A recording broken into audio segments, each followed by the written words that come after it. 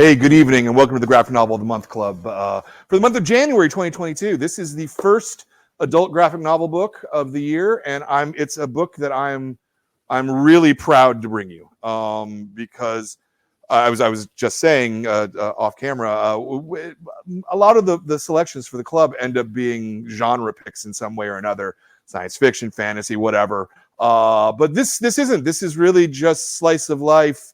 People talking, people existing, and it's one of the greatest strengths of comics, I think. I am really, really proud that this month our book is No One Else by KIKUO Johnson, who's right here with us. Hello, sir. How are you? Hello. Thank you so much for having me. I'm just so honored to be here. Yeah, awesome. No, I'm really glad to have you. And everything that I said up front, I really mean that. This is a really beautiful book.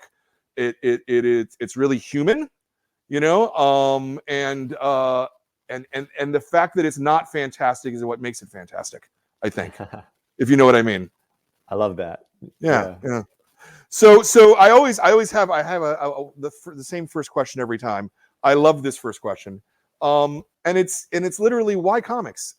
You could be doing any number of things, right? And yet you've chosen to do comics. What is it about the medium that touches you, that informs you, that makes you want to tell stories, that makes you want to slave over work? That is such a good question. I had a great teacher in comics. My teacher was David Mazzucchelli, and he used to like to say, "No one chooses comics; comics chooses you." Yeah. And I tell that I'm a teacher now. I'm actually here in Providence, Rhode Island, in an Airbnb while I'm teaching my students at RISD. And I think about that often. I think about David saying that to me, and I feel that strongly. Boy, if I could have chosen to be an investment banker, that I have no desire to do that, but that would have its own perks. But I love comics. I love everything about them. I'm going to borrow. I already quoted David. I'll borrow a quote from one of my favorite cartoonists, Chester Brown. Cites the silence and the stillness of comics. Yeah. Those are two qualities of comics I really, really love. I love studying a still image for a really, really long time, kind of pulling the narrative from that single drawing. I just love that. Sometimes I feel like when I watch movies, I'd almost rather just see the same shot on repeat for a while so I can just soak it all in before I see the next shot. I just love comics. I just love the experience of kind of ingesting information visual information at my own pace. Yeah. This gives me a really natural question. When you're reading a new comic from someone else, not your own work, but how long do you typically take to look at a page? It's a great question. It really depends on the comic, of course. Yeah. A lot of comics, I feel like, a comic that kind of like blows my mind, that has extremely simple drawings, right? But I want to stare at them for a really, really, really long time are the comics by Nick Dornasso, Sabrina, but specifically in Beverly, where and he was that book was a big influence on me for No One Else, specifically in this way where the drawings are incredibly simple and the drawings can be read instantly. There's like no friction to reading the very, very simple line drawings, super minimalist, and yet he makes you really look at those drawings to infer the subtext, and you have to really study the what he's chosen to show you and what he's chosen to juxtapose. Right. And so comics like that I read incredibly slowly, even though they're riveting, like you can't put them down. Yeah. And then other comics, like if I'm reading some nostalgic stuff from my childhood, I read them really quick. I read them like manga, read them to just to enjoy them, Yeah. I find that a lot of times it's the second reading for me that I go back and I start studying, the first reading, I try to take it on its own language and its own time, and at the second time you go through and you're like, oh, wait a minute, now look at that. That's really interesting. What does that mean? You know, Totally. and That's well pull said. stuff Yeah. out. Yeah, yeah. Yeah. You said childhood comics. What do you remember reading as a kid? Oh man, so I was born in 1981, so I was like so many, right in time for the kind of speculator boom. Yeah. I remember my first, like, I've told this story recently, but one of my first memories was my brother had an old GI Joe comic, and I didn't feel strongly about it, but I remember flipping through it and seeing like a thumbnail this big in a Mile High Comics ad of the Frank Miller Wolverine, Mm-hmm. Wolverine #1 from whatever year that was, Yeah. and early 80s, and Yeah. it was kind of scary. It was like, why is this man smiling with knives on his fist, like beckoning me? Right. And it seemed threatening and scarier than anything that I was seeing in like cartoons that I was seeing on TV at the time. And I like begged my dad to go down, and I went down and I bought I think it was Wolverine #23. It was a John Byrne issue, and with a very similar cover actually. He's got it's Wolverine with his claws out, and so that was kind of my first comic I ever purchased, and I was hooked instantly. I loved, and everything about it, everything about the medium, instantly. Yeah. Well, John Byrne's a really good storyteller too, so that helps. You know, Definitely helps. This was in Maui, yeah. This was in Maui. Yep. So I was 9 years old, and we had a little comic shop, a little but fantastic comic shop, run by actually an ex-New Yorker named Perry Margolin. Just a great, I feel so indebted to the great comic shops because I had such a good one. I don't know where I'd be without one. So thank you, Brian. Thank you for being a bright light in the retailer world. I try, you know. I just want a shop I can shop in, you know. So yeah. Oh, that's cool. Like currently, what's the comic scene like in Hawaii? Are you still on Maui normally, or? Yeah, I kind of go. I spend most of my days in New York, in Brooklyn. Okay. But I spend about a month in Hawaii every year around the holidays. And so as a freelancer, just holidays. Okay. Yeah. Go wherever. And then I also spend a month here in Providence. Right. But it was really fun to be back, just kind of promoting no one else. I was just home in Maui, and I did the Maui Comic Con, and got to like meet a lot of the local creators, and just a lot of talent out there, a lot of like really, really great comic scene out there. Nice. Are the stores making it okay? Because I mean, I know obviously retail in general is hard. I mean, I'm sure even in New York City, an awful lot of stores have closed. We've lost a number of stores here. But in Maui, you know, and all the islands, I guess, you know, because you guys were actually shut down from the tourism. I wonder what happened to the scene there. Do you have any insight, or are you not there often enough? You know, there's currently there in the comic store I grew up with closed in the early 2000s. But my friend Alika Seki is running Maui Comics. And he had a retail shop for a while. Eventually, now he's moved into, he has a section in a record store, and he's figuring out how to keep it working and keep it floating. And fantastic selection. If anyone's traveling out to Maui, go check out Maui Comics. I was doing a little bin diving out there and was very surprised to see like there's like, I was finding weird Richard Corbin comics in there, like weird. He goes deep. He's a real head out there. So nice. I dig that, man. I dig that. So when did you know that comics were the thing you wanted to make? Yeah. As opposed to just read, right? Like, you know. Yeah.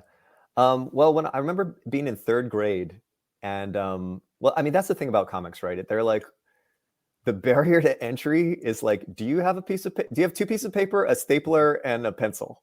Like, that's the barrier to entry. And you don't even have to have the stapler. Yeah, that's right. I mean, it helps, but you don't have to. Yeah, sure. Yeah. So I mean, pretty much as soon as I was, after getting Wolverine 23, I mean, I was there drawing comics like, I can't remember a gap between those two periods. I think as soon as I read it, I think I went straight to the piece of paper because I was already drawing a lot. Right. And yeah, I made like a stack this big of superhero comics when in third grade. It was a Windman, really awful Windman comics. And eventually through high school, like you can kind of trace like what comics I was reading. Like in high school, they look like Jim Lee comics or whatever. And then slowly, my first published work ever was in Wizard magazine. It was I entered like a bone draw a bone, like a female bone character, I think. And I won part of that contest. So tribute to Jeff Smith. That's what I was reading as I got a little bit older, and then eventually, because I had a great store on the island, I found Stray Bullets and THB and eventually made my way to the literary comics, Chester Brown and all that stuff. Yeah. Oh, that's cool. I like that. I like that a lot. And you were just doing the comics for your own fun back then, right? Yeah, totally. I just strictly I don't know, it's like couldn't help, just that desire to do it, and drawing pretty, watching kind of the superpowers slowly fade out of them. But yeah, it was all just what was kind of interesting to me at the time. Yeah. And then you went to it's SVA, right? I went to RISD, Rhode Island School of Design. Oh, you went to RISD. Mazzucchelli was at RISD?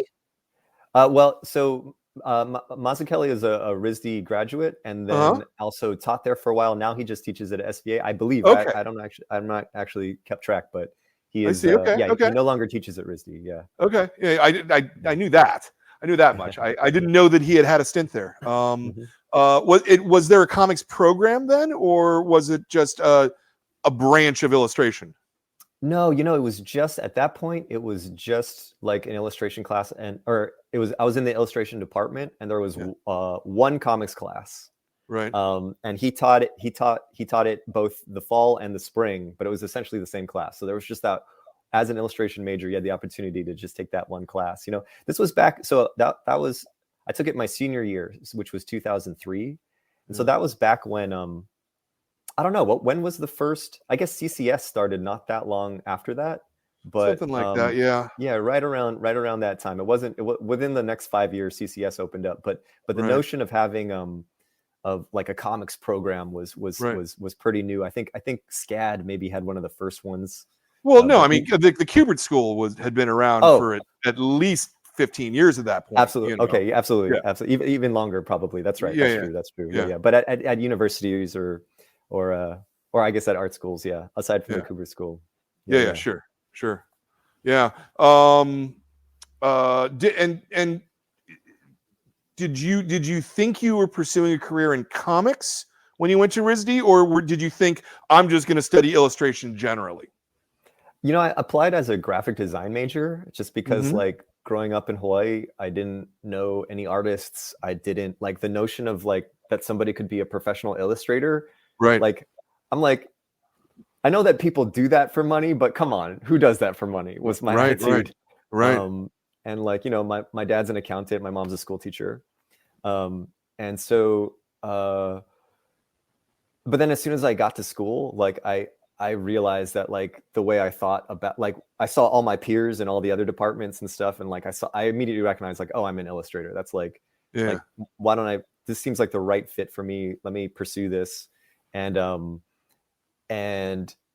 initially, like the thing about, so the way that RISD at least is kind of subdivided is that the illustration department is like both editorial or any kind of fields of illustration, but it also gives you like a classical kind of two-dimensional drawing technique. So if you want to like paint the figure, even if you want to make fine art in painting the figure, you might learn those techniques a little bit better in the illustration department, whereas the painting department, of course, is the kind of catch-all fine art department. So you may not learn how to do like traditional figure painting in the painting department. Right. So I pursued illustration, not really knowing exactly what I was going to do with it. But very glad that I did, and definitely got kind of for a while, for the first kind of half of my school career, I was pursuing painting. And actually, I'll show a little bit of that later in the slide presentation I have, just a tiny bit of it. But then eventually, kind of left to my own devices, my junior year, I kind of thought like, well, I don't actually care about this. Like, what do I want to do? And I remembered, Windman. I remembered like, I started drawing because I want to tell stories, I want to use my imagination. So so fell back into it and started my first graphic novel actually while I was in college. So Night Fisher I started when I was my junior year. Hey, yes. I'm prepared. Yeah.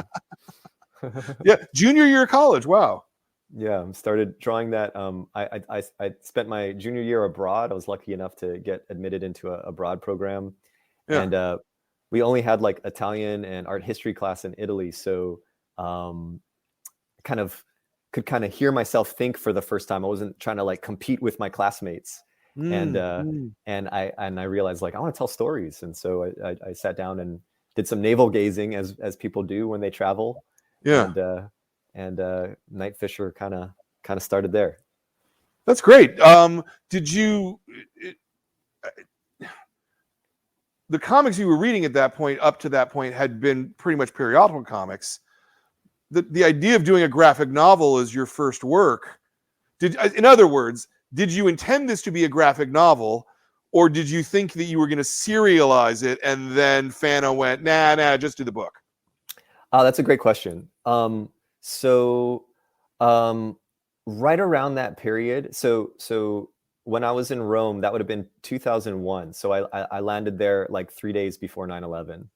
Wow. Yeah, and right before I left to go there, it was like, so my sophomore year, I was kind of just like going through the RISD library, and I pulled out a copy of I Never Liked You by Chester Brown. I thought this looks interesting. And I never saw Yummy Fur or any of those periodical comics. So the first time I came across I Never Liked You was as a book. And it felt like in a way, it felt like an answer to my prayers, because like, and I think a lot of people, maybe a lot of people listening now even have had this experience where, especially comics readers of my generation, you fall in love with the periodical superhero comics. And at some point, I think a lot of folks might have this experience of like, you read them for 2 years and like Peter Parker is in the same place, right? Right. Nothing is like he hasn't evolved, and that's by design. That's the idea. But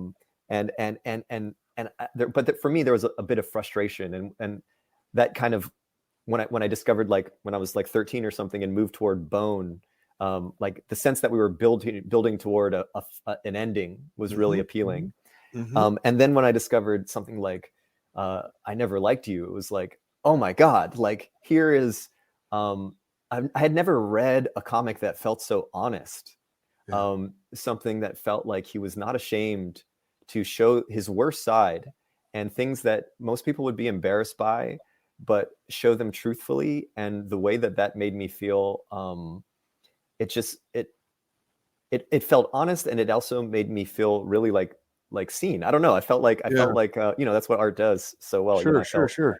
I felt like I was seeing another human being like so clearly. And just on a formal level, like something about that book, like, I don't think he ruled, if I'm remembering correctly, I don't think he ruled any panel borders in there. Like it's kind of like a lot of wispy lines. You can really kind of trace Chester Brown's hand across the page there, and it felt so intimate. It felt like a love letter from him to me. And I'm reading this, like, it's not like it was like typeset by a graphic designer. This is Chester Brown's, a map of Chester Brown's hand and heart moving across the page. And so when I was in Rome, like that book, Night Fisher, I very much tried, like that was kind of what I was trying to capture. I was trying to capture that intimacy. I only used one tool. For the most part, it was all a brush. And I just wanted to try to capture something that intimate and human, really just so inspired by that book. And so to answer your question, it was never a periodical. Had I known that Chester Brown released those as a periodical, like maybe I would have restarted, but I only saw it as the book. And luckily that was right around the time when like comics were kind of shifting in that direction. I think I turned it in I can't remember if I turned the book in. So I sent it in as a finished manuscript as a blind submission to Fantagraphics, and I got a call from Gary Groth a couple weeks later after I had already given up on them, and he accepted it. So I can't remember if that was before or after Blankets had come out, but I think of kind of Craig Thompson's Blankets as like that kind of one of the, maybe a pivot point when it became more normal for like this thing to come out as like whole books. Sure. Yeah. I feel like, and I could be wrong, but I feel like that was right around the same point where Fana seemingly abandoned the periodical. Like Love and Rockets went to an annual format at that point. Around that period, the same thing that Klaus was no longer going to do 8-ball. You know, Pete wasn't going to do Hate anymore. It was just going to be, we're doing graphic novels now. And then I think that like when I talk to Eric, at least Reynolds, about things like this, I seem to feel like they kind of regretted that they made that pivot. You know, like 5 years later, they went, oh wow, that actually messes a bunch of other things up about how work comes out and how creators stay engaged, you know, with work. I mean, I really wonder if something like Chester's book would have ever come out had it not been serialized along the way. Do you know what I mean? Because absolutely, you know, I think it's easier to abandon stuff if it's not working than to see it through. I mean, you know, maybe not that book, but certainly Ed the Happy Clown, right? Like we would never have Ed the Happy Clown if it was, you know, a graphic novel only. You know, sure. he would have gotten 40 pages into it and gone, no, this I cannot do this, you know? Yeah. So that's a great point. And by extension, if we never got Ed the Happy Clown, then like, would he have like cut his teeth to do something like I Never Liked You, right? Right. I'm so curious, Brian, as a retailer, what was that like for you? Like from the other side, like having a company like Fantagraphics, like yeah. Well, I mean, you know, I understood the economic reasons they were doing it, but you know, I think they're foolish. My experience as a retailer is that pretty much uniformly, a serialization will sell more to more people than a collected volume will. We were talking to Brubaker about this a couple of months ago. They used to do Criminal, you know, that creative team, and now they're just doing these standalone graphic novels. Now they're selling a lot of the graphic novels. They're selling, you know, like 15,000 copies or 20. I don't remember what the number is, but we used to sell 3 times as many copies of the $3.99 or $2.99 Criminal as we do of the big book. It's because people are willing to experiment more with low price material ultimately, you know? And I also really think that getting people to come in every month, or, you know, in the case of someone like a Chester Brown, it's probably every quarter, but you know, that having that regular material come out on the stands keeps you alive as a creator, I think, in terms of building your name, in terms of building your reputation, in terms of building your audience. And I think it's a dangerous thing to move away from, though I understand all of the compelling reasons.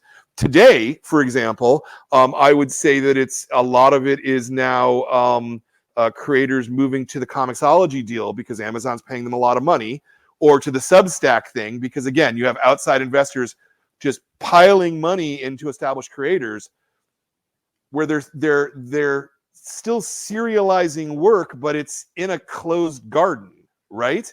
And I just don't think it's the same thing as having material on the stands, right? Like I don't think there would be a John Byrne or a Jim Lee, just to bring it back to your childhood, right? If they could only do graphic novels, right? Like I think that the reason that those guys were able to build a career is because they would, like in Byrne's case, some months put out 2 or 3 comics, you know?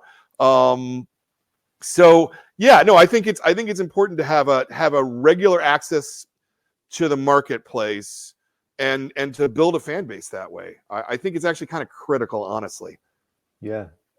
Oh, I appreciate that perspective. Yeah. Super interesting to hear that. Yeah. I mean, you know, it's intriguing to me because there's all these, as you noted, there's a lot of comics programs graduating somewhere between, say, 12 and 30 students every single year out of at least 4 different programs, I want to say. There might be more than that even.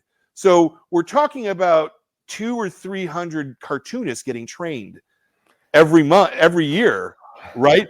Entering the market, and they're being told to do graphic novels, or they're not being told to do that, but you understand, right? As a comics teacher, right? Oh, sure. Yeah. And I have friends that are much younger than me, who are currently on their third year of their first, second contract. And but don't have anything published.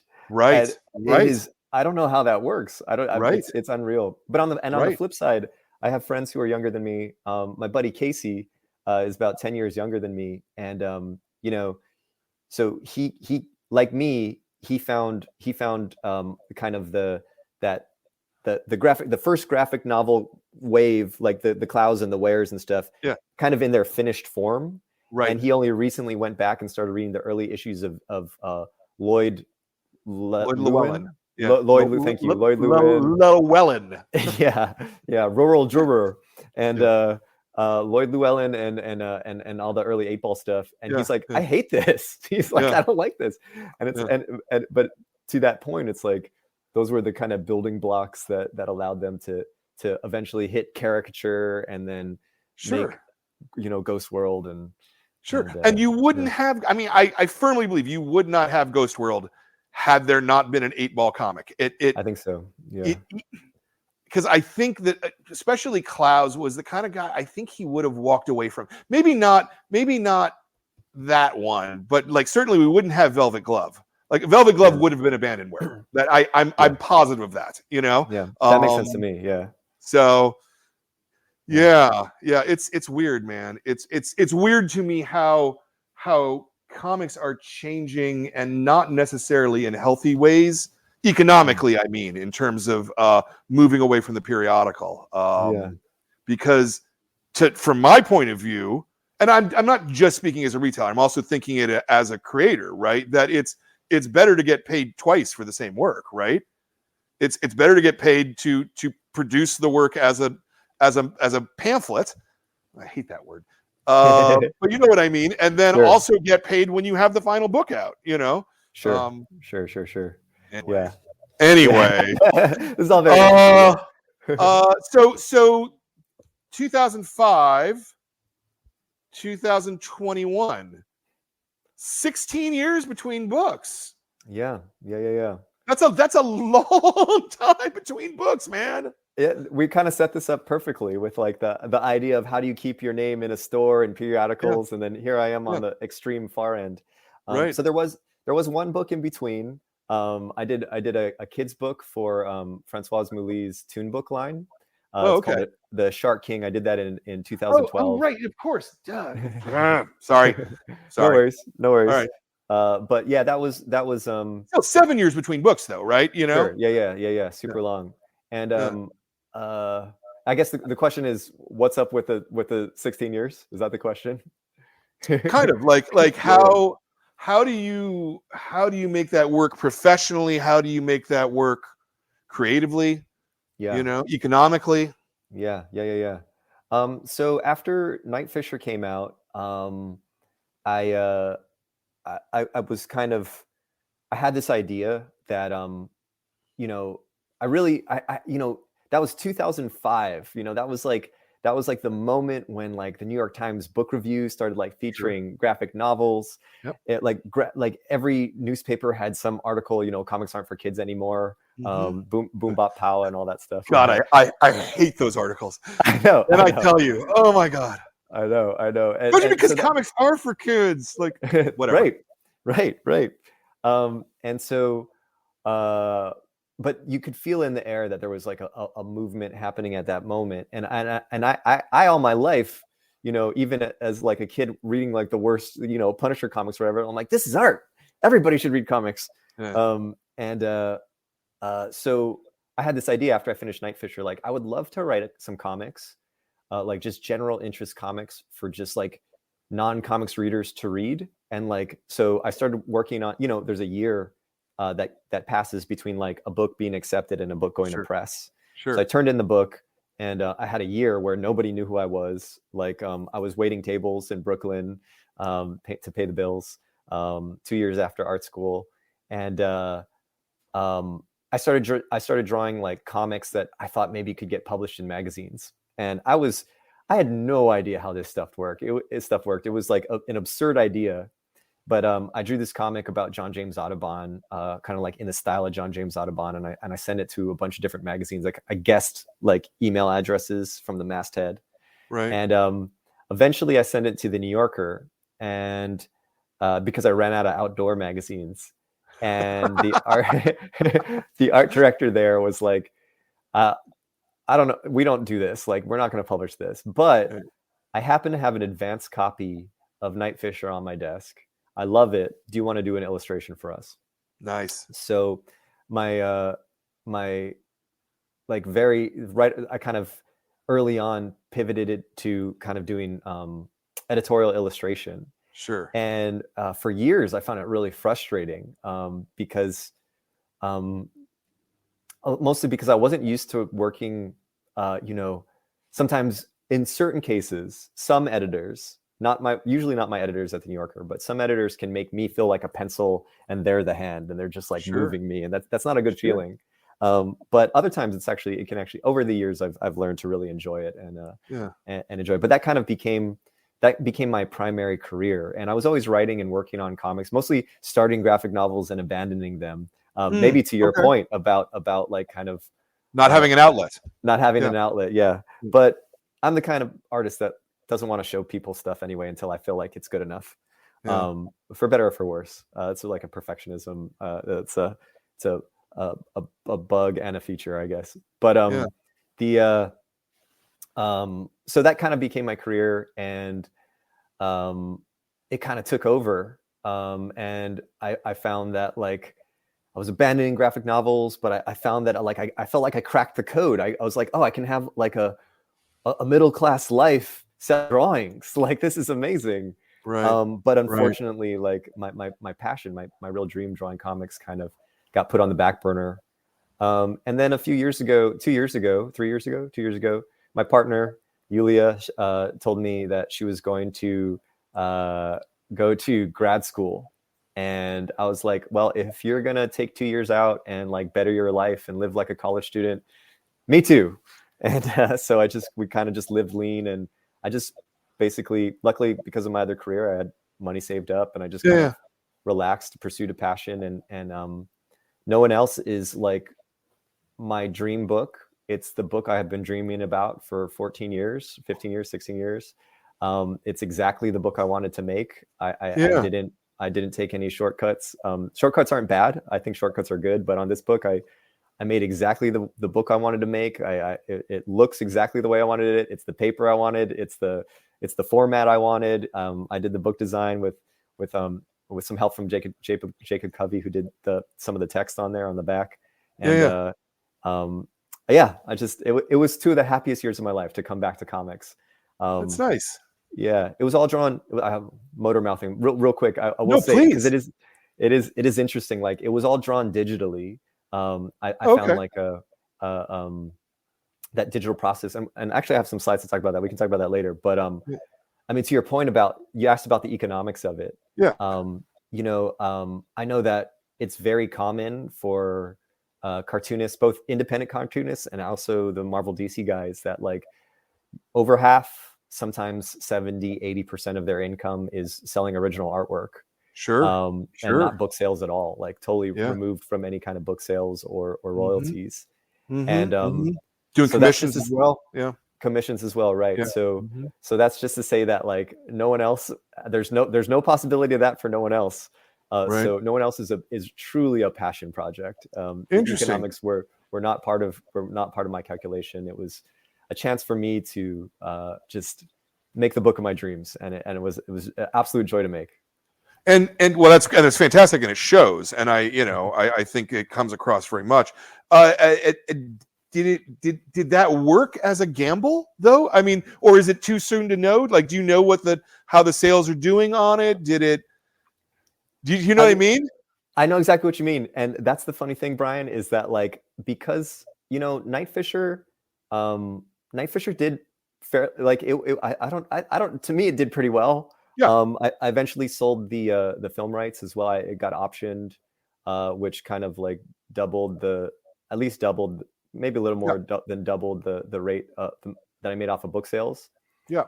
And still, like, the economics of making a book like that, like that, the money that I make through book sales like that, and the option money, is so infinitesimally small compared to like working for, you know, doing advertising illustration or something. So I consider making comics like for now, like just the greatest hobby that I love to do. It's so to your question, did it pay off? For me, I mean, I had like 2 amazing years, and I'm so happy to like actually feel like I applied my talents to something. But financially, I didn't even, that wasn't even in my no, fair enough. And I don't mean to be mercenary about it. These things fascinate me, and I think that they're not often talked about enough. You know, I think people are very precious about it, you know, for really no good reason. It's worth talking about the intersection between art and commerce, you know, because it's very difficult to make art if there's not commerce involved in some fashion, you know? Absolutely. And I am very open about it. I talk about it because I also am a teacher. As I mentioned, I'm here in Rhode Island teaching. And so I talk to my kids about it. I tell them how much like illustration projects pay. They should know if this is a field they want to work in. I talk about, I'm super open about it. I think like, and you know, I know that like some of the books that I love the most, like especially the indie comics that, you know, I read, like, I understand those are gifts, you know, those are gifts from the authors to me. So I'm not like, you know, I don't know, like I appreciate that. And I think that's something to value, not, you know, for me, like I always valued that. I always, and, but yeah, it is important. But you know, this no one else was subsidized by my corporate clients. Put it that way. Right. Yeah. Well, it's much more likely these days that people getting a graphic novel are getting that advance from First Second or whoever, you know, and doing the work that way. And unfortunately, people don't really do the math, and they end up making minimum wage doing those jobs, or less. You know, unless you're really super fast. If you're super fast, you know, then you can make that math work. But yeah, it's interesting. It frustrates me sometimes, I gotta say. Yeah, it is just so frustrating. It can be really frustrating. It only frustrates me when I think about like other art forms that I feel like are like, or other artists that I feel like don't have anything interesting about their artwork, but you know, there are ways to cash out. But kudos to them. Only respect. If you figure out ways to make a nice life any way that you do it, like, respect to you. Did you shop no one else around, or did you just go to Fana because they had treated you so well with Night Fisher? You know, it's a short book. I really thought of it as a novella. And I like years ago, Eric asked me if I wanted to repackage Night Fisher and re-release Night Fisher. And just like out of pride, I was like, I don't want to promote an old book if I don't have a new one. And so I said, no, I don't want to re-release, like, it's done. Like, no new printing. And then eventually I thought about it. And, you know, when I finally had a new book, I was like, let's update the old one. I'm ready to repackage that and let that out. And let's do it at the same time. And so Fantagraphics seemed like a natural fit that way. And I also just thought it's like, as a novella, I didn't see a larger publisher, or a different publisher, I should say. Like, I don't know. I just thought like, for this one, Fantagraphics feels like the right choice. And I also knew that like one of the great things about Fantagraphics is they are so supportive of their artists and in terms of format. And I had a real vision for this book. And you know, I wanted it a certain way, and man, that production team, they Jacob and Paul, and like just amazing, like so grateful for all the help that they, helping making that dream come true. I actually cried when I got my proof. I actually cried. Yeah. Oh, that's really sweet. That's really sweet. I know. I like that a lot. Let me just, for any viewers who are watching along right now, let me just kind of remind everybody, if you have questions, if you want to ask anything, put it in the sidebar chat over there. And we will, if it's a good question that my producer will be looking at, then we'll ask it for you. And if not, you're wasting your time. No, nothing like that. So you said that you had the idea for this 14 years ago, I think you said, or you've been thinking about it for 14 years. There's always like kind of seeds of stories that kind of I'm like juggling or kind of working on or developing, and also during the last 16 years I was like abandoning lots of graphic novels, and actually like all the best ideas, this is just a word for all the graphic novelists. I'm sure there are some graphic novelists watching who like feel terrible about like abandoning a project they worked on for 2 to 3 years. I've got so many hours of abandoned projects. This is a message to say that all the best ideas from 14 years of failed projects ended up in no one else. So it wasn't for nothing. It really wasn't for nothing. They paid off. Anyway, yeah, so the actual seed for no one else kind of came when I was sitting at dinner with a friend was visiting from out of town, and she told me this story about she had a friend of hers. I look like I went out of focus. Let me see if I can make my camera. There it goes. You're good though. Whatever. Make me look younger. But so I had a friend over, and she said she was telling me a story, and she was like, "Hey, my friend, my friend's grandpa died, and when the family got the ashes, they didn't know what to do, and they just put the ashes under the kitchen sink with all the cleaning products. Isn't that crazy?" And then they ended up burying him much later, when someone found the ashes, burying him in the backyard. She told me this story. She doesn't. I was recently talking to her about it. She doesn't remember telling me the story at all. Wow. And that story just stuck with me because it was like, it was kind of it was really sad. It was very strange. It was kind of funny in a dark way, and there were so many questions that it begged. And so that seed kind of got planted. That was probably around 2012 that seed got planted. And then actually, I have I did prepare a few slides. This might actually be a good time. If you want to start putting up the slides, feel free. Do it up. So I wrote that story. I was actually living in wait, hold on. Whoops. Let me share screen. Sorry for we practiced this a whole bunch of times. So. We did. Here we go. Share. So yeah, I think you can all see the Yep. So that's a picture of Maui. I'll talk about that in just a moment. But I got this. I heard this story, and I moved to briefly. I was living in Cape Cod, and I started writing short fictions about that, based on that seed that my friend told me at dinner. And kind of imagining what would lead a family to, like, treat the grandpa's ashes that way. And it all took place in Cape Cod. This is the seed of no one else. It all took place in Cape Cod, and it never worked. It kind of was just one more seed of a story that I just kind of put aside. And then one day I was sitting in Maui, and this is actually a view from my parents' house, the slide that you see here. Nice. And that's a sugarcane fire. Very nice. Yeah. It's a sugarcane fire. And I grew up, it was very, very normal. You can see all that green in the middle of the photo there. Those are all sugarcane fields.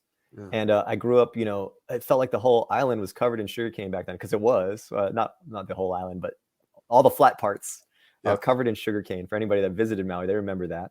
Yeah. Flying into Maui, you remember looking down, it's just bright green, right? It's all that sugarcane. And the way they harvested is they would have these massive fires that would burn away everything but the sugary stalks. and then the sugary stalks were easier to transport back to the mill. And so it was around 2015, and I was sitting at home watching the sugar burn, and just thinking like, this is crazy. I cannot believe we still do this. Like, I can't believe we just light acres on fire, and it looks like Maui was just bombed. Like, it just seemed crazy to me.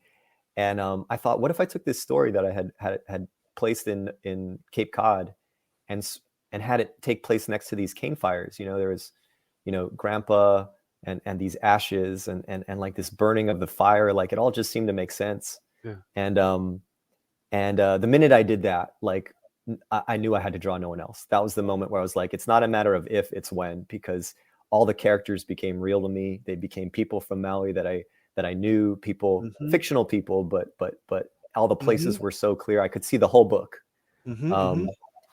Just to take you through the rest of this slideshow that I had prepared here, that's actually the same view at night.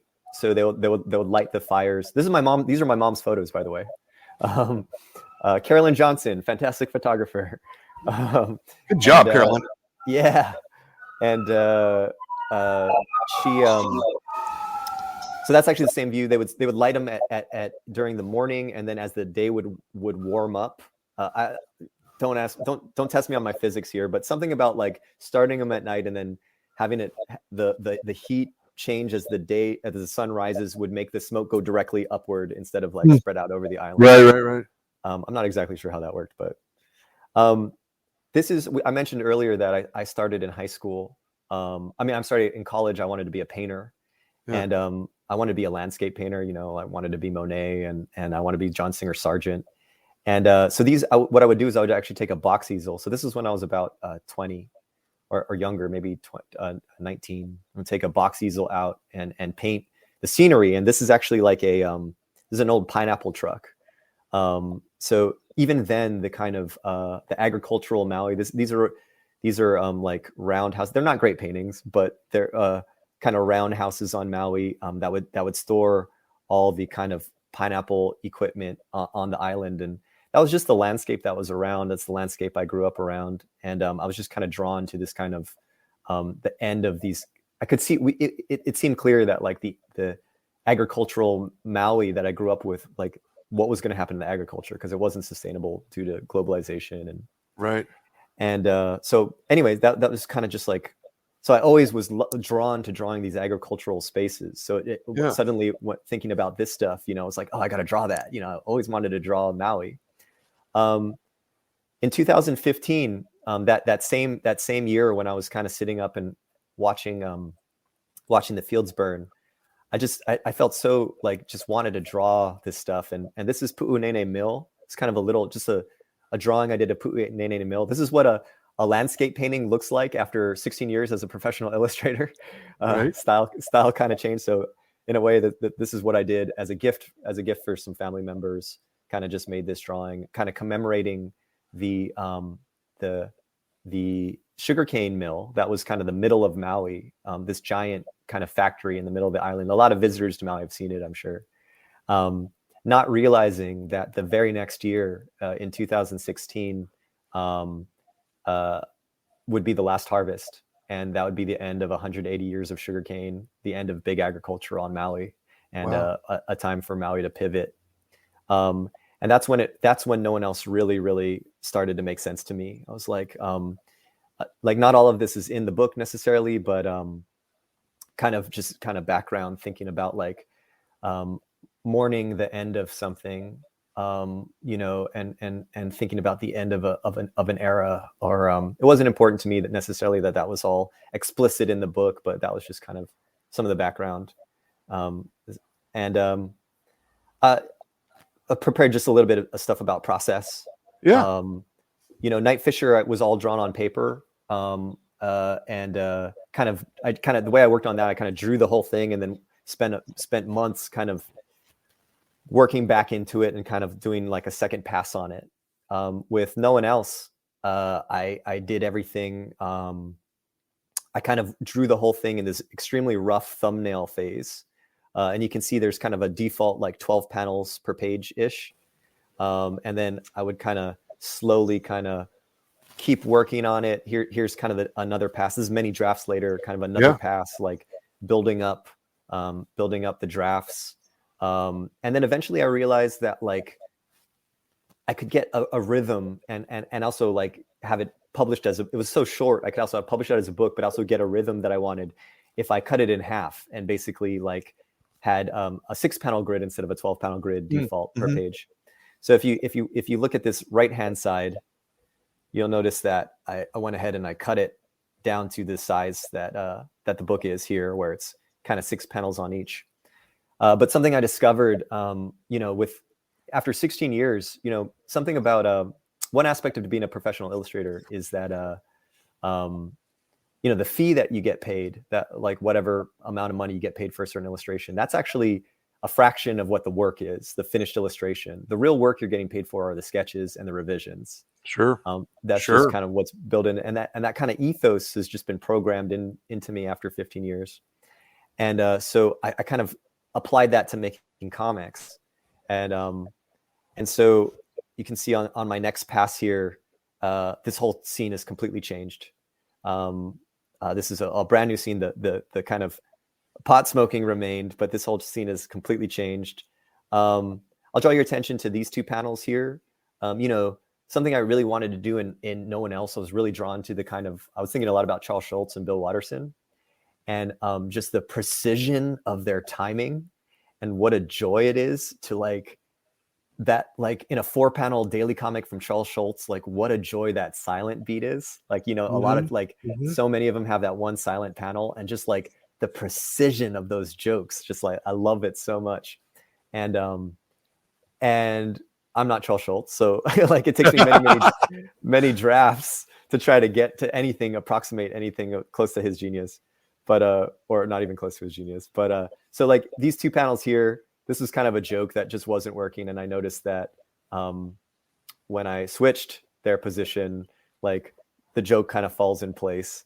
And you know, these kind of micro adjustments, and then on this right side, you'll notice this page here before the final pass. I did a whole new page on the right side there. You'll notice appeared, and that's the page as it appears in the final book. So the book went through about 30 drafts of these kind of incremental revision. 30 drafts. 30. Yeah.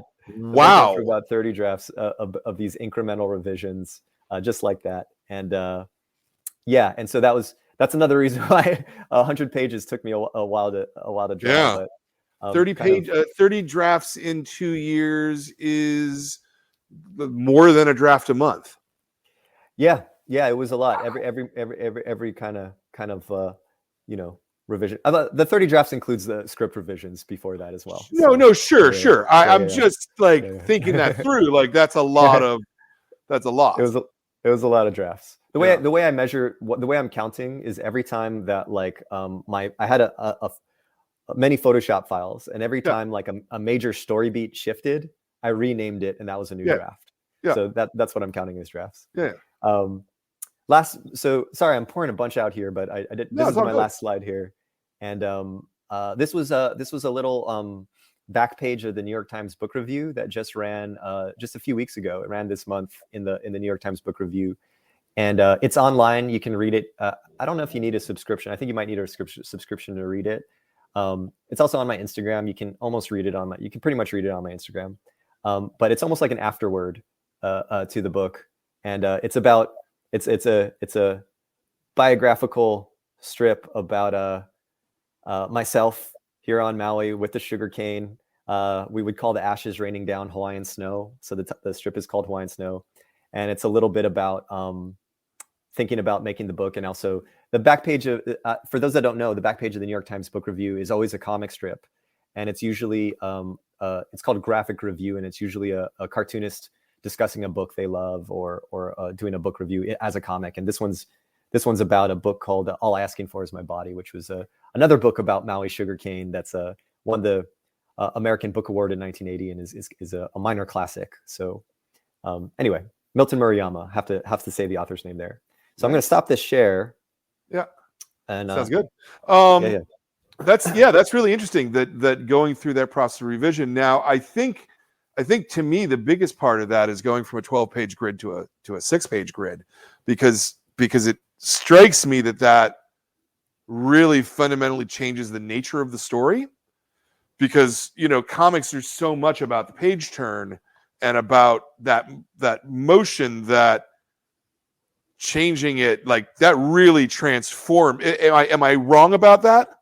You're dead on. You're dead on. And that shift, that was the big shift, and that shift kind of happened like maybe in the first third of working of the process. Yeah. And so as soon as but a kind of magic thing happened where when I went from 12 to 6, it was like a smaller, less real estate to try to like I had to make my point more concisely. Like if I wanted to end on a 6 at the end of if I wanted there to be a story beat, or like a natural kind of rhythm or a beat at the end of each page, I had to get it done in 6 panels. Yeah. And I just found that like something about that rhythm, like it really just snapped into place when I did that. And of course, there are some 2-page spreads in No One Else. And like those allowed, like those kind of became, evolved endemically to that wider format in a way that I think worked better. So sure, absolutely. Yeah, no, that probably wouldn't have worked nearly as well on a 16 or 12 panel grid. I'm told we have a question, so let us put up our question that we've decided is good, and it's from Matthew Hill. You expressed earlier how it's difficult to make a living doing comics. If selling is supply and demand, then there's obviously a demand issue. Why do you think that is? Do you think it's bad marketing? Oh, what a fantastic question. And I might take a crack at that one too, but guess first. I'll look forward to Brian's answer on this one. I'm definitely not. Okay, so I look at it like this. So I don't know, but I'll tell you that the kind of comics I make, I just wouldn't expect there to be, and maybe I have like low expectations, but I basically made a kind of human interest slice of life. I don't like that term, slice of life. But it kind of helps people. I think of it as a dark comedy. Not everybody will read it that way. I don't think that there's like a huge market for that almost in any field, right? So like here, so the Transformers movie, the last Transformers movie, made something like $5 million or something just at the box office. You take the Phantom Thread, which was the kind of oh man, I'm gonna name people, I can't remember his name. 3 names. Who's the director? Help me out. Daniel Day-Lewis, my son says. Daniel Day-Lewis was the actor. Movie. Yeah. Paul Thomas Anderson. Thank you. So he, I'm basically naming like 2 of the biggest names in kind of like art house cinema, if you can call that art house cinema. It's mainstream, but it's also art house cinema. So that film made $20 million at the box office. Right. So if you convert, so I'm not even sure, like, what I mean, like compare those markets, right? And so if Batman, Brian, how many copies does Batman? 100,000 copies roughly of Batman every month. So if we convert the Transformers numbers to the Paul Thomas Anderson numbers, you can figure out like what kind of numbers I would even just like I could dream of making, right? Yeah. I would expect it, like I'm obviously not Paul Thomas Anderson, but if I was the Paul Thomas Anderson of indie comics, you can convert those numbers. So why aren't people reading comics? I wish I knew. I think I don't know, books in general aren't as popular as, say, the free entertainment of Instagram and streaming services. Bad marketing, I'm not sure it's bad marketing, but those are my only insights. But I will say, just to address your question directly, how difficult it is to make a living doing comics. There's a way to do it. There are some cartoonists. I don't know if it's the comics they're making money off of, but there are cartoonists making great livings. Most of them are selling commissions of characters created by Jack Kirby and Bob Kane, and they're doing a great living. I think a lot of them are making a great living. So I don't think that it's impossible to make a good living. Raina Telgemeier sells millions of books. Smile has sold millions of copies, so it's not impossible. Dave Pilkey makes so much money doing comics. Yep, so much money doing comics. So it's definitely possible. It's just that the kind of comics that I love and the comics that I want to read, I don't actually even like. People don't even want to watch those movies to some extent. So it's like, you know, what are you going to do? Yeah, Ryan, no, I don't think that there's it's not that there's a demand issue. It's that people don't read, as you said. You know, if you look at what books sell, not most comics, but a significant number of artsy comics way outsell literary novels. You know, it's only a really small number, and think about it this way too. Like, literary novels sell the way that they do, and they have the full force of the New York Times behind them, if you know what I mean. Yeah. We don't have anything like that in comics. In comics, it's all a grassroots thing from the bottom up in many ways. You know, I think that what I find is that comics that are good, that are honest, that are speaking to their audience, find that audience. They do find their audience. Be it Raina or be it something modern like Saga. And certainly, you know, I would point to, you know, our picking this, and that means that 300 more copies of this book sold than would have sold. You know, I mean, I'm not trying to, like, you know, pat myself on the back or anything, but I mean, I think I'll pat you on the back, Brian. I will do the back patting. Thank you so much. I really appreciate it. Yeah, I don't think it's bad marketing. Now, I think one particular problem that comics have right now is that the number one and the number two publishers are now thoroughly and completely corporate entities whom don't care about the art form per se. Right? Not that there's not employees at those companies who really love the art of comics, but the reason that Marvel and DC are in the business of comics is not to make good comics. It's to make comics that make them money. And they have learned all of the wrong lessons because it's difficult. It's more difficult to build an audience for superhero material based on the actual storytelling content than it's much easier to make a bunch of money off superhero comics by making variant covers. Okay? And it just is. You're gonna sell 10 or 15% more of each, you know, issue for every cover that you put on. And that has nothing to do with anyone reading it. And the people who are buying them are certainly not reading them, you know? And so it's distorted. There are market forces that have distorted the nature of that. And if your primary, I don't want to say economic engine per se, but the raison d'etre of a direct market comic shop, right, is to sell superhero comics. Now, not a store like mine, and not a store like I don't know, Golden Apple, or who's in New York? Who's the really good one in New York? Desert Island, right? Like these stores don't exist to sell superhero comics. We exist to sell comics.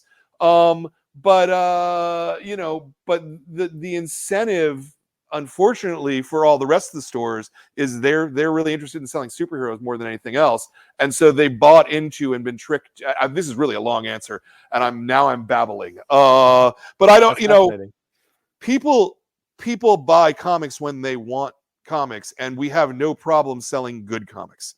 You know, we ordered nearly 400 copies of the new issue of Saga. You know, and that's an author-driven comic, and that's, you know, and that's a thing that's definitely going to be happening. When Alan Moore was at his height, when Neil Gaiman was at his height, when Frank Miller was at his height, people were buying those comics because they genuinely wanted to read them. And we can still sell comics. We can still do it. We just have to be selling those things and the creativity behind them, and not it's another Spider-Man story and everything changes. You know. It gets back to what you were saying before about after 2 years, you go, but Peter Parker hasn't fucking changed, you know? I think that superhero comics have become a trap for the direct market, unfortunately. And when you look at the real world as measured by BookScan, obviously superhero comic books sell like trash. Nobody fucking wants those at all. What they want is they want kids comics.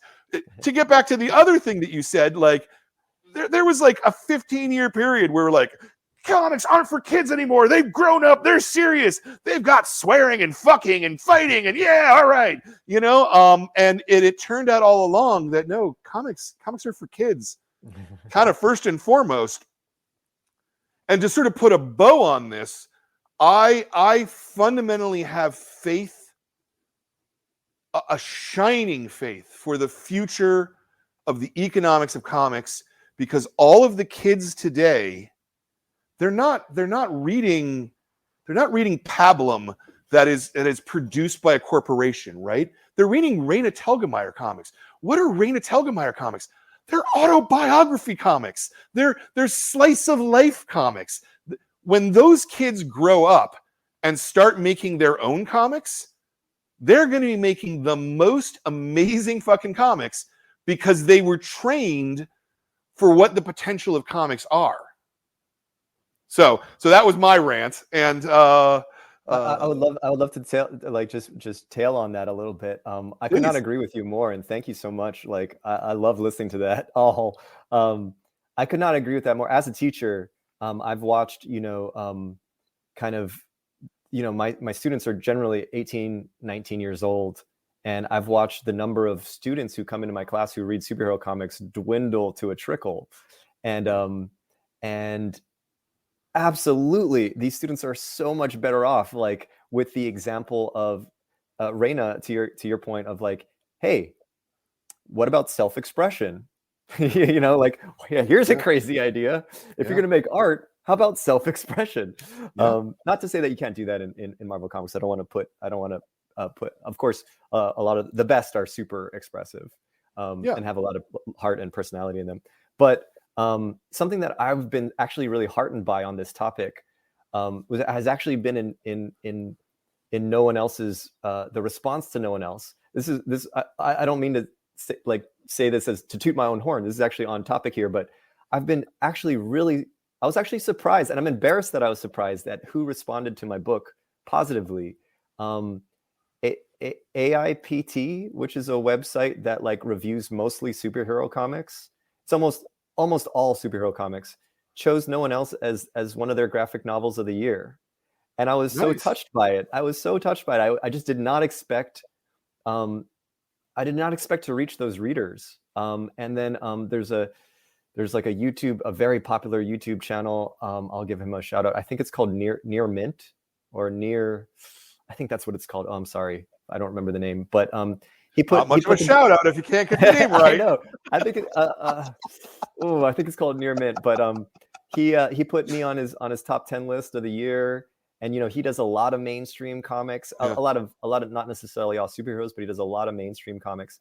And those were not lists I expected to be on. And what it told me is exactly what you're saying, Brian, which is that like in my mind, I thought like, that audience is looking for alternative covers or whatever they're called. Variant covers. But what they actually want is a good story. What the reading audience wants is a good story. You see, there's two separate audiences, right? Yeah. There are readers who continue to read periodical superhero comics. Sometimes it's just comfort food, but and then there's the variant collectors they're all speculators. They're not, it has nothing to do with, like you obviously you must remember back in the day when. Uh-oh, am I still on camera here? I think I'm live. I look like I lost Brian. Am I solo here? I don't know if I'm still being broadcast. You are being broadcast. We fell off. Something happened on our end. Anyway, cool. So you remember back in the day in the 80s, that Jim Lee and stuff. I mean, half the people buying it were thinking, "Oh, I'm going to get rich off this guy," God, I remember all those people who came in buying X-Men #1 thinking, I'm going to send my kids through college for that. Like, really? Are you insane? Anyway. They're so dumb. Obviously, it was Beanie Babies that were going to get their kids through college. That worked out just about as well. Yeah. Right. Yeah. Yeah. Yeah, very good. Okay, so let's get back to no one else. One of the things that really struck me about the book is it felt really Hawaiian to me. Mm. And by that I mean I've only been to the island. I mean, I was there when I was a teenager, but as an adult, I've only been there once. But I got the feeling that a lot of the native Hawaiians were really not in a good position economically, right? Mm. Because so much of the trade is around tourism and things that are not producing and making and doing, and that there was when you drove outside of the cities and into the countryside, you could see like kind of the dire economic situation of an awful lot of Native Hawaiians and their inability to be able to move themselves forward. And I certainly thought, and I've completely forgotten his name, the main male character, his life feels like that to me. Or am I off base? Am I on base on this? Am I projecting my own thing? I don't know. Uncle Robbie. Uncle Robbie is the character. It's definitely the case that and that's part of what my first book, Night Fisher, was about, was just kind of like the kind of Hawaii that is often portrayed, in cinema or not. It's changed a lot since the time that Night Fisher was published, but the kind of paradise for tourists, which is like obviously intentionally presented to the world, and Hawaii invests a lot of money in presenting it that way, is of course just a small part of the story. I won't get into the entire colonialist history of Hawaii right now, but there are a lot of struggling local people there, Native Hawaiian and other local people struggling in Hawaii. But with no one else, I just, it's funny. I've heard Maui I've heard the book referred to as like being set in an exotic location.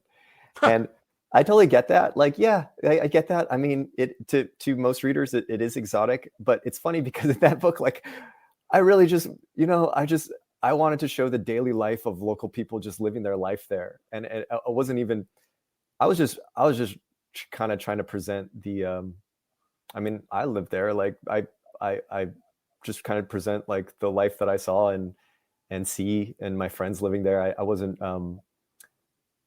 going out of my way at all to try to like present it other.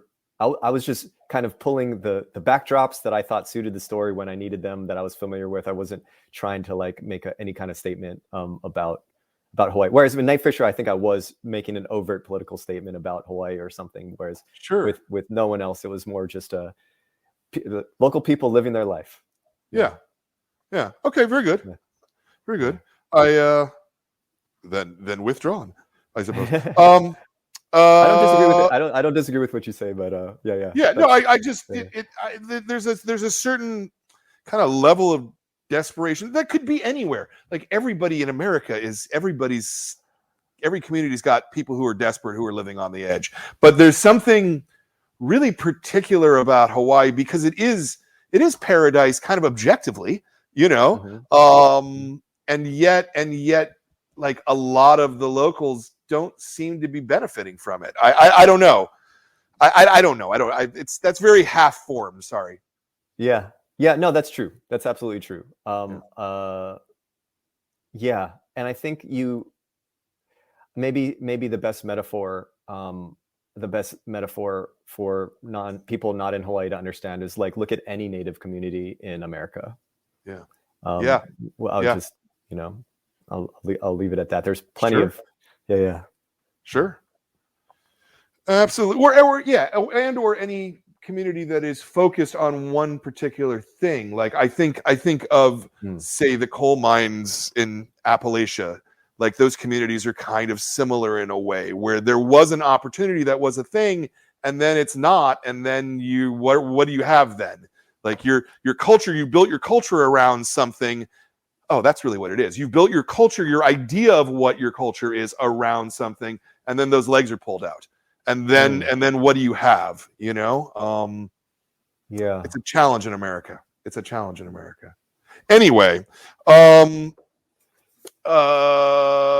long did your first draft take you to do? I think I wrote the very first script in a night.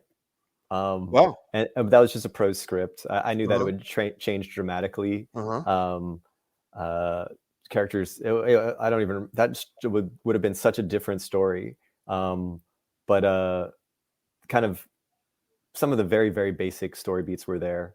And then from then on, it was just kind of thumbnailing the whole thing. I don't remember how long that took, but yeah, I actually don't remember. It was all just kind of a joyful blur. It was such a joy to work on it. Well, that's the best way it should be. I mean, it should always be that way. So you script first.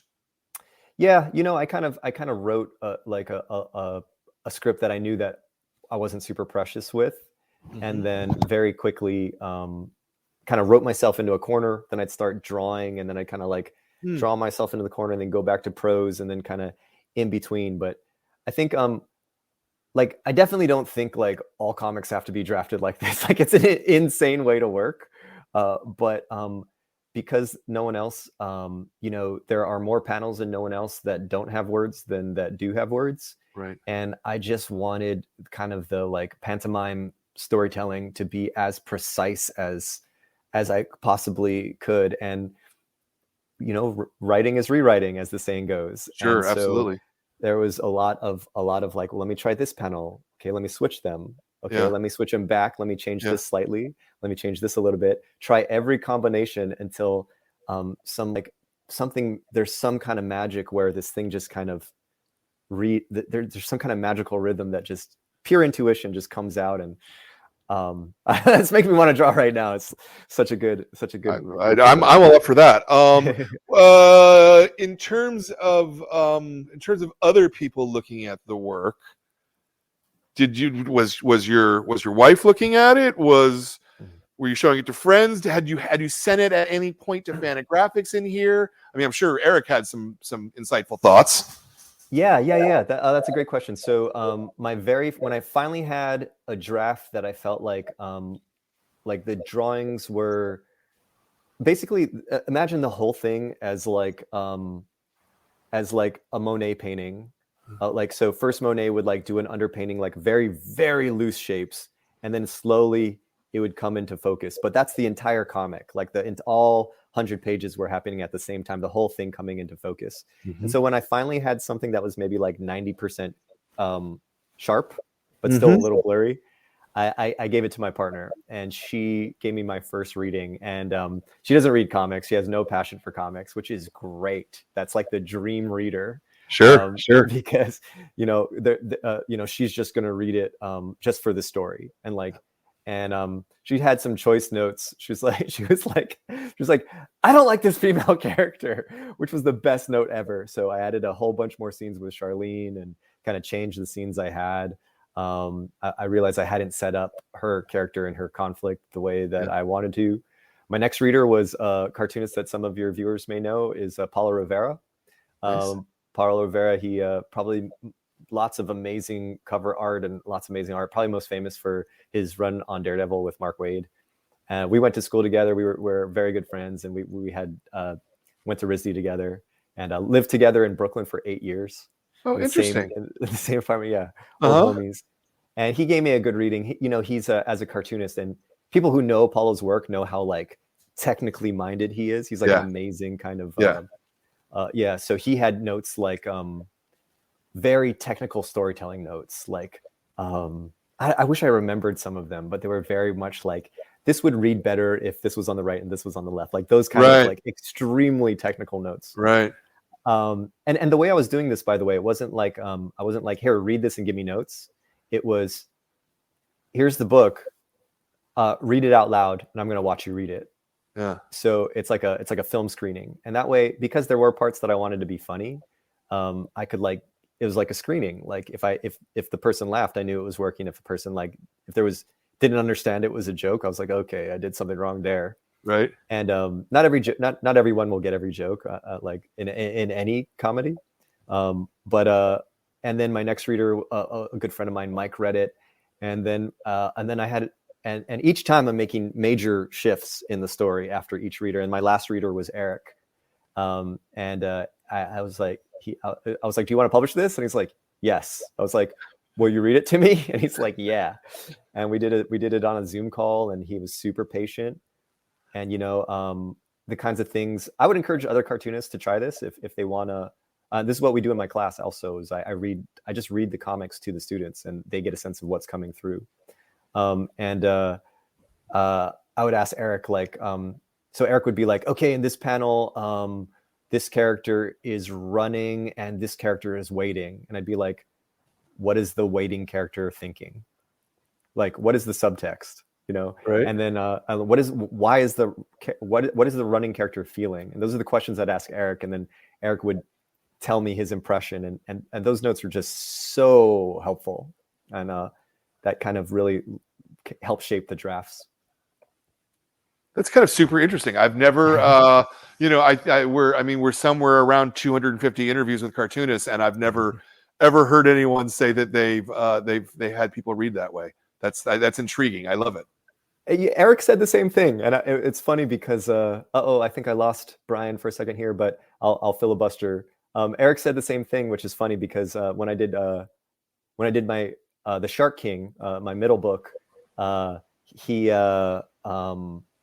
Francoise did that with me. Francoise Mouly, who runs Toon Books, she would read it to me, and I just like could see all of the things that weren't coming through, and so that practice was super helpful. And we also did something like that in David's class as well. So I'm intrigued. I'm intrigued by the notion of someone reading the comic to you. So are they at that point going, and then he pulls something out of his pocket, and then it says dingle, and I don't know, like it.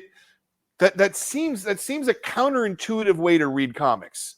It is. Oh, sorry, I didn't mean to cut you off. Well, no, I mean it's because I believe that most of comics is actually in the gutter, right, rather than in the art. That so much is in the text, but the subtext and the gutter and what the transposition of one image versus another is actually the secret language of comics, I think. And so it almost seems almost reductive to have someone read it out loud. I love the way you said that. Actually, that's beautiful. Like, I agree 100%. Like, the subtext is in the gutter. It's actually a funny double entendre, but I agree 100%. So like with like the live readings that I would do with my readers were their second reading. So they would form a first impression and make any notes there, and then the live reading was their second reading, because for that exact reason, I think if they're like stuck on like narrating the drawings, like that's a nightmare for everybody. Yeah. So my poor readers had to read it twice. Well, no, not poor readers, good readers. It's good to be able to read a book like this twice. I don't know. That's great. You teach illustration. Are you teaching comics at all at RISD or just illustration? Yeah, actually, it's a comics class. It's a comics class. Okay. Yeah, I'm here in Rhode Island right now, and it's RISD's kind of set up like a trimester where the middle semester is like you just take one class. And it's all compressed into just 5 weeks. So it's the same amount of work as a whole semester, but instead of taking a full course load, just taking that one class. So that's why I just moved to Providence for this month. And I get to spend 5 weeks with like brilliant young artists that have nothing else to do in the winter in Providence, Rhode Island.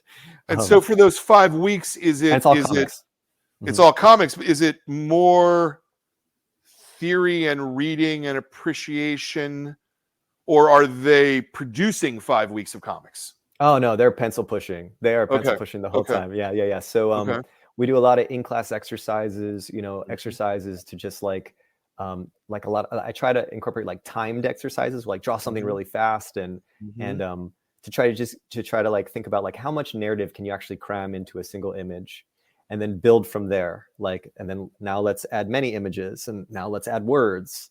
And now let's, you mentioned earlier, let's add the construction of the page and the beats of a page. You talked about that a little earlier. Yeah. And kind of building that all into the system. And then it's a lot for 5 weeks. And then a lot, I'm big in a slide lecture. So I get, if maybe you noticed. So I try to give them a sense of like, the history of comics from, Rudolf Toffler, I'm sure I'm saying his name wrong, to like, give the whole history, and and use examples of like, hey, you can use these tools in your comics. And then the last 2 weeks, I'm really excited talking about this right now because it's like I'm living it right now. I love it so much. The last 2 weeks is them doing their own projects, and I get to be, I try my best. I've had 16 years of working with editors, and some of those editors are amazing at their job, and somehow they manage to suggest changes to me that make my art more mine. I don't know how that magic works. Well, that's what a good editor does. I mean, there's and it's weird because it's not something you can go to school for. No. Right? Like no one can teach you how to do that. No. It's almost like being a good collaborator. Absolutely. Yeah. It's like, you can learn it to an extent, but probably to some degree that's like maybe a personality thing, or I don't know. I don't collaborate with anybody. So in these last 2 weeks, well, you're collaborating with your students, obviously. That's true. Yeah. Right. I mean, you're acting as that for them and as the sounding board. So in these last 2 weeks, like what kind of a length of a project are you expecting them to do in that time? Yeah. So I just assigned it. So this is very prescient. The project is 4 to 8 pages. So I give them a limit on both sides. And the first week they're doing a sketch draft, and then I'll give them notes on the sketch draft. So the whole thing drawn out, just like I did on this book. And then the second week they're actually producing either 4 to 8 pages. So they only have a week to actually do the art. Right. But all the thinking is in the first week. And before that, the earlier part of the class, like they're doing exercises to kind of build all the skills together. And then this is the first one where I'm like, okay, we're going to do this, and you're actually going to get live feedback on these projects just from me before you present it to the rest of the class. And then nice. And then basically the rest of the class is their second reader, and then they can see what's coming through from the second reading. Nice. I love that. I think that's great. I am told we have one more question. Let's put it up. Kale Robinson. That's a great name. Hello, Kale. Is there anything in either of the two books, No One Else or Night Fisher, that you didn't want to put in the books, that you didn't want to put in the books, but found that they would not work without? Oh, that's interesting. A storytelling technique, pacing choice, over honesty, truth distancing, etc. Oh, that is such a cool question. Isn't it? That's a really interesting question. Really cool question. Boy, that's interesting. I'll start with the over honesty. I think that's a really, really, really great place to start, because I remember, I started Night Fisher when I was, this feels like it's from a cartoonist. So I'm going to talk to Kale like you're a cartoonist. Or maybe just a writer or an artist. And I was terrified because as I mentioned, I read Chester Brown, and the power of that book was what I perceived as honesty. Whether or not that was all artifice almost doesn't matter. Whatever, it read as honesty, right? It worked as honesty. And that's one reason why I was so afraid, I was 21. I was so afraid, at that age, it's like, I was still a kid. I was still like, to some degree had, weird 90s masculinity ideas. Like, I have to be tough. I have to prove myself. I have to do all these things. And I was you grew up reading Jim Lee comics. yeah. It's Rob Liefeld's fault. I blame Todd McFarlane. Advantageous. Yeah. So one of the reasons why I go by my middle name KIKUO, is because I actually wanted I wanted to distance my artwork from my personal life. Like at that point, my friends and family called me by my first name, and I was like, well, I'm going to be this other person is writing that book. And of course, that doesn't work. It's my middle name. It's my real name. So it didn't fool anybody, but it gave me like a social distance. So your question is spot on, because I felt that fear deeply. But I just what got me through when I was that young, and when I was really kind of cared more about what people thought, especially what got me through it is that I just was working on a project that I believed I was telling the truth about Hawaii, that in a way that no one had told the truth before. I'm sure I'm wrong about that, but this is what I convinced myself at that age, that I was showing a side of Hawaii that had not yet been shown. I was showing a version of Hawaii that certainly wasn't in the movies that were about Hawaii at the time. So I had a kind of almost evangelical mission that gave me permission to kind of tell the truth, even when it did not present me in the most flattering way. With the rest of your question, which is such a good question, storytelling technique, pacing choice. I don't think any of the any kind of technique in No One Else kind of appeared that I didn't want to include. It's a really interesting question, but there were constantly moments especially in the last kind of few months of working on the book, where elements of the story that I never would have thought made sense for the story presented themselves. I was like, oh, that works, put that in there. And also there are a whole bunch of scenes that are cut and left on the cutting room floor too, that I thought some of the most important scenes, the scenes that I really could not wait to draw, I sketched and was like, oh, I don't need this anymore. So the opposite of your question is also true, where you realize did you not need the scene because you had covered it already, that it was redundant material, or that it just it made the work flabby? I think probably, it's so intuitive, but probably closer to the latter. But if I had to articulate it, it would probably be just that the scenes that the point of the takeaway, the reason for that scene existing worked better as subtext than as text. Yeah. So sure. So I just if I just don't say this and I just suggest it instead, that just seemed more powerful. And No One Else, for those that have read it, probably recognize that it is a book that I try to do. There's a lot unsaid that is implied, and that was that was really what kind of the goal with that book, and one reason why it's very rigid. It's very, it's not super. We're talking about storytelling techniques in this question and stuff, and the storytelling is it's like a 6-panel grid. It's very simple.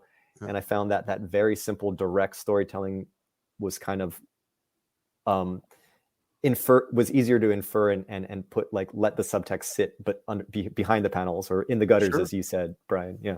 Sure, absolutely. You can take thanks, Ben.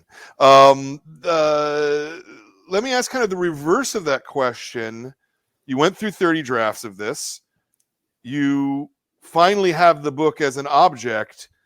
Are there things that you think now, oh shit, I wish I put in 3 pages about this? Or is there anything that is missing from the book in your mind now? There are tiny things. None of them are narrative. Mm-hmm. None of them are narrative in the text of the book. I don't want to say what they are. Okay. But overall, because of just this 2-year drafting process, I really did kind of, you could see maybe in my slideshow a little bit, I really did kind of try every option. Yeah, sure. And every idea that I thought could work, I tried. And if it worked, it's in there. And when it didn't work, I cut it. So very good. I don't recommend. Mm-hmm. Let me ask this: why French flaps? Oh yeah. What's with the French flaps? I've never understood. I've genuinely never understood these on a book. Yeah. You're not the only one. You're not the only one. They are divisive. French flaps are divisive. I love them. Well, first of all, I'll say that you make more money on a hardcover. For the same amount of pages, you get a higher cover price. I'm also conscientious that even if I was thinking about bookstores, I was thinking about the comics experience, it's good sometimes for a bookstore to have just a slightly higher price point. Yeah, there's limited shelf space. It's good to have a higher price point sometimes. And when I asked, I've told this story before, but when I asked Eric, Eric was like, "Whatever you want, we're gonna do." And I was just like, "But bro, like, tell me, like, if it was up to you, hardcover or softcover?" Eric was like, "Probably hardcover." And but I just love. All I can say is that I just love that format. I love it's the La Association format, right? It's not so different from the La Association format. And the French flaps, I felt like gave me an opportunity to kind of there's another reading experience on the bottom of those French flaps. And I had that design in mind. Of course, you could do that with a dust jacket, but I hate dust jackets. They just get crumpled. They're worse than French flaps. And that I agree with. Yeah. They gave me an opportunity to kind of get a panoramic shot. I wanted a soft cover. It's a short book. It's a novella. I thought a hardcover would just make it too pretentious for the length of the story. Yeah. That was just my gut feeling. And but the French flaps make it a little bit more special than just a soft cover. All right. If there's anything that I would complain about as a retailer, it's just putting the barcode on the inside cover. That's just it's a pain in the butt when you're trying to like where is the thing? Yeah. I want to ring it up. If you look at the back, there's that giant space with all the plants, and I put the barcode there. Yeah. I put the barcode there, and I apologize, and the design team at Fantagraphics was like, I think we can put this on the inside, and I was like, is anyone going to sticker this book? Because the last thing I would want is somebody to order this on Amazon and have it like show up with a sticker. First of all, I don't want anyone to order it on Amazon. Well, thank you if you did, but also support comics. Don't experience. Order on Amazon. Yeah. But Jesus. If you do, you might get a sticker. Apparently, maybe 3% of the books that are coming out of Amazon are stickered for some reason.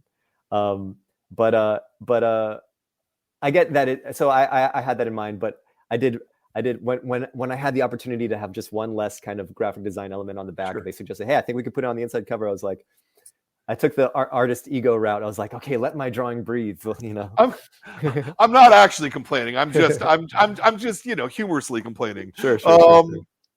So years between books, 6-7 years between this and Shark King and this.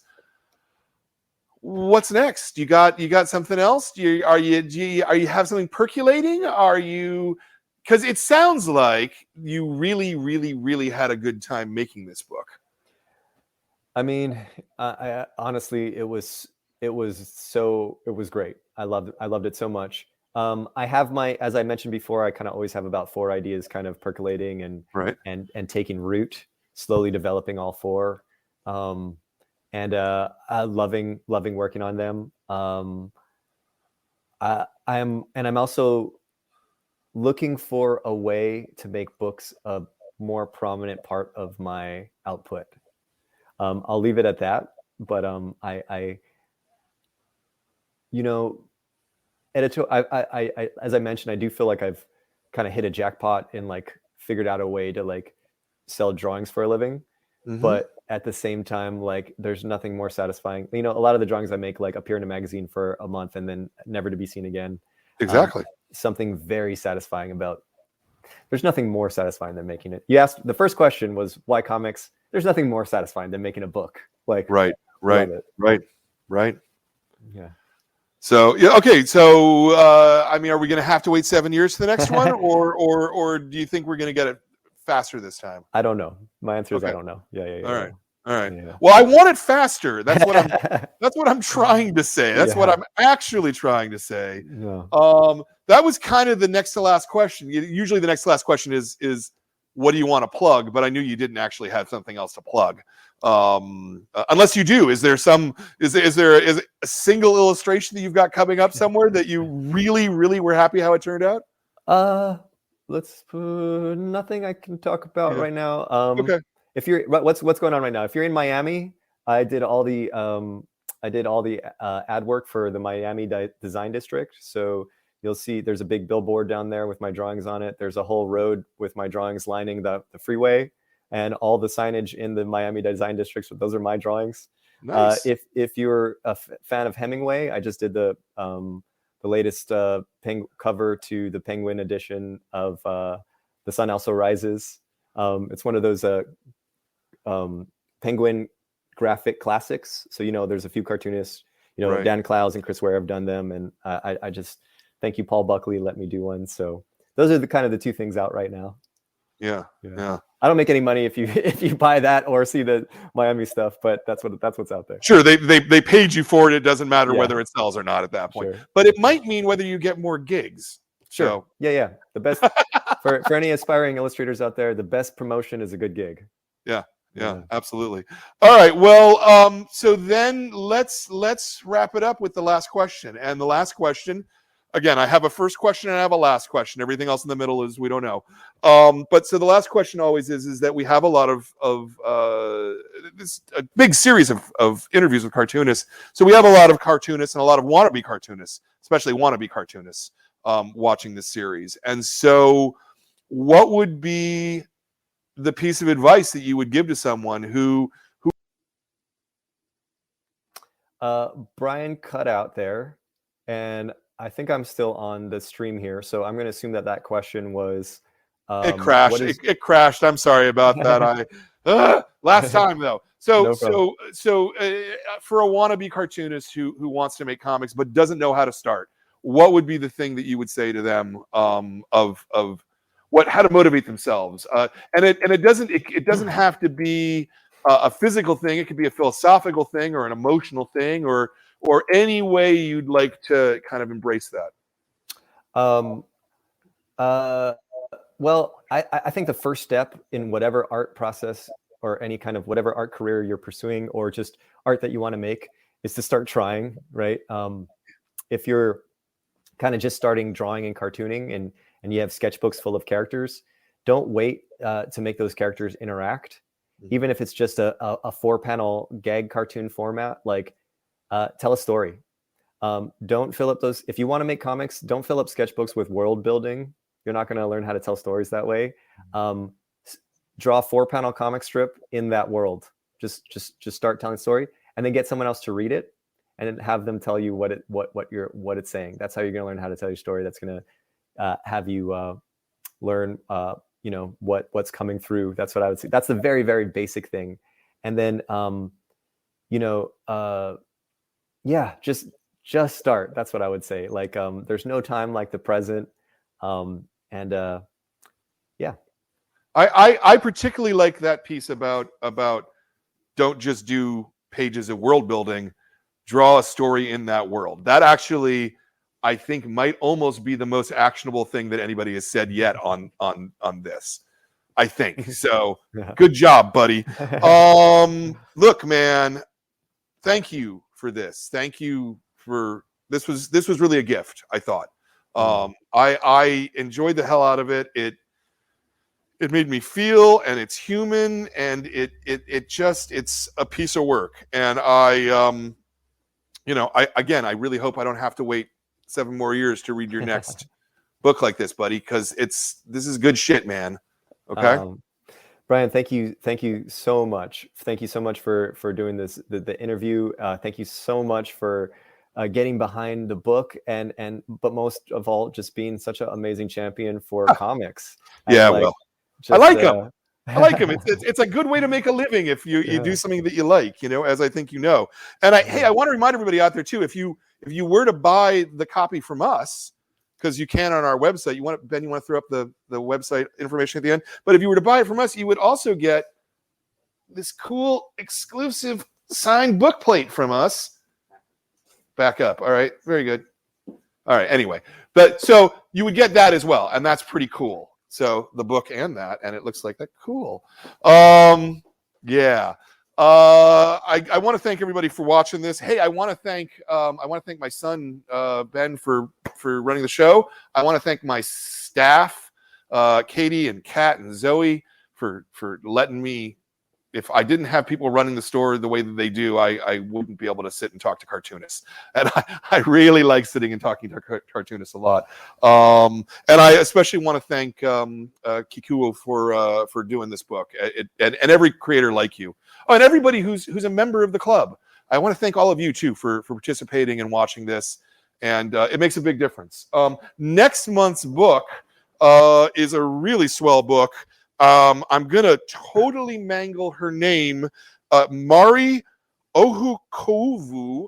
I'll find out how you actually pronounce it next month. The book is Oxy. She is, I think it's Finnish. And it's a fairy tale from, not a fairy tale, but a folk tale is a better word, from there. And it's really beautiful and fascinating, and that's a big, thick read too. So that should be a very good and interesting conversation next month. The next show that's coming up, I believe the next one up is the Classics Club, and I'm really, really happy that we're going to be interviewing Trudy and Paul about Ogloff, which is the only webcomic that I enjoy, and it's filthy and dirty pornography, and it's really, really funny. And then the Kids Club this month, it's Batman and Scooby-Doo. Come on, Batman and Scooby-Doo solving mysteries. You gotta like that. Even if you're cynical about stuff, you gotta like that.